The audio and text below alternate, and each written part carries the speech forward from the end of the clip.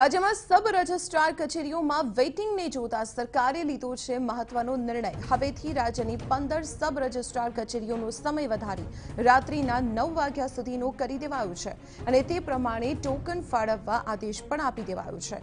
હાલ રાજ્યની તમામ સબ રજિસ્ટ્રાર કચેરીઓમાં સવારે 10:30 વાગ્યાથી સાંજે 5:10 સુધી દસ્તાવેજોની નોંધણી થાય છે અને તે પ્રમાણે ટોકન પણ ફાળવાય છે। લોકડાઉન ખુલ્યા બાદ મિલકતોના દસ્તાવેજોની સંખ્યામાં વધારો થયો છે। તેમાં પણ દિવાળીના તહેવારો નજીક આવી રહ્યા છે ત્યારે મિલકત સહિત દસ્તાવેજોની નોંધણી માટે રાજ્યની સબ રજિસ્ટ્રાર કચેરીઓમાં રેસ્તરનો ધસારો જોવા મળી રહ્યો છે। ઓનલાઈન અપોઇન્ટમેન્ટ સિસ્ટમ લાગુ કર્યા બાદ પણ કેટલીક સબ રજિસ્ટ્રાર કચેરીઓમાં વેઇટિંગ જોવા મળી રહ્યું છે તો અમદાવાદના પૂર્વ વિસ્તારમાં નોંધણી માટે 12 નવેમ્બર સુધી વેઇટિંગ ચાલી રહ્યું છે।